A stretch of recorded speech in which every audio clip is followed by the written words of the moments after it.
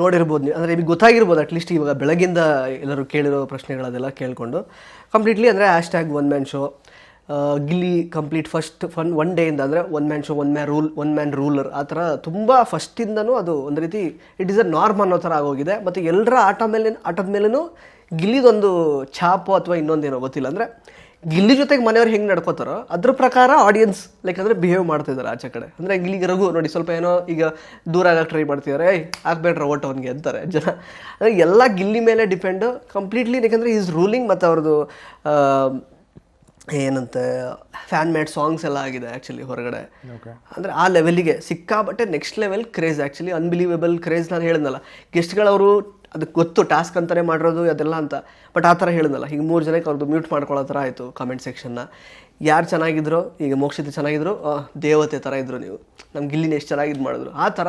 ಅಂದರೆ ಅಷ್ಟು unbelievable craze. ಬಹುಶಃ ಇವನ್ ಮಂಜು ಸರ್ ಅದನ್ನೇ ಹೇಳಿದ್ರು, ನೆನ್ನೆ ನಾವು ಮಾತಾಡ್ಸಿದ್ವಿ ಮಂಜು ಅವ್ರನ್ನ, ಇಷ್ಟು 11 ಸೀಸನಲ್ಲಿ ನಾನು ನೋಡಿಲ್ಲ ಆ ಥರದ್ದು ಕ್ರೇಜು ಅಂತ.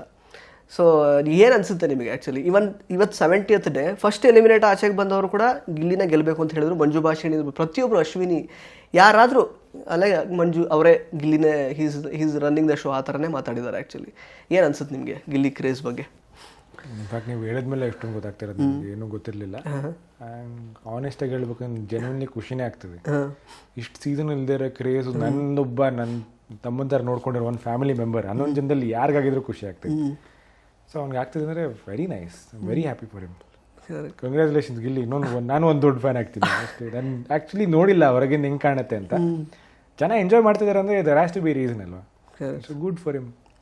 ಅದೇ ಸರ್, ಪ್ರತಿಯೊಂದಕ್ಕೂ ಅವ್ರು ಏನು ಮಾಡಿದ್ರು ಅದಕ್ಕೆ ರಿಯಾಕ್ಟ್ ಆಗ್ತಿದ್ದಾರೆ. ಅವ್ರ ಸುತ್ತಮುತ್ತ ಅಂದರೆ ಒಂಚೂರು ಅವ್ರೊಟ್ಟು ಯಾರಾದರೂ ಅವ್ರ ಜೊತೆ ಈಗ ಧ್ರುವಂತ ಒಂದು ಮಾತು ಹೇಳಿದ್ರು ಒಂದು ಟೈಮಲ್ಲಿ ಕೂತ್ಕೊಂಡು ಆ್ಯಕ್ಚುಲಿ ಸೋಫಾದಲ್ಲಿ, ಮಗ ನೀನು ಡೈರೆಕ್ಟಾಗಿ ಓಪನ್ ಆಗಿ ಹೇಳ್ತೀಯ ಏನೇ ಇದ್ರು, ಮನಸ್ಸಲ್ಲಿ ಏನೂ ಇಟ್ಕೊಳ್ಳಲ್ಲ, ಅವ್ರು ಎದುರುಗಡೆನೇ ಹೇಳ್ತೀಯ ಏನೋ ತಪ್ಪಿದ್ರು ಅಂತ, ಅಷ್ಟು ಹೇಳಿದಷ್ಟೇ. ಸೊ ಧ್ರುವಂತಿಗೆ ಅಲ್ಲೇ ಅಂದರೆ ಅವ್ರ ಆಟನೇ ಚೇಂಜ್ ಆಯಿತು, ಅಂದರೆ ಅವ್ರನ್ನ ಜನ ನೋಡೋರ ದೃಷ್ಟಿನೇ ಬೇರೆ ಆಯಿತು. ಧ್ರುವಂತ್ ನಿಂಗೆ ಓಟ್ ಹಾಕ್ತೀನಿ ಬಿಡು ಆ ಥರ ಕಾಮೆಂಟ್ ಸೆಕ್ಷನ್ ಎಲ್ಲ ಚೇಂಜ್ ಆಗಿದೆ ಆ ಥರದ್ದೆಲ್ಲ. ಸೊ ಆ ಲೆವೆಲಿಗೆ ಒಂಥರ ಆವರಿಸ್ಕೊಂಡಿದ್ದಾರೆ ಅವರು ಶೋನ. ಸೊ ಹಾಗೆ ಗುಡ್ ಫಾರ್ ಹಿಮ್. ಇಂಟ್ರೆಸ್ಟಿಂಗ್ ಮತ್ತು ಇನ್ಫಾರ್ಮೇಟಿವ್ ವಿಡಿಯೋಗಳನ್ನು ಮಿಸ್ ಮಾಡ್ಕೋಬೇಡಿ, ಈಗಲೇ ಸಬ್ಸ್ಕ್ರೈಬ್ ಮಾಡಿ.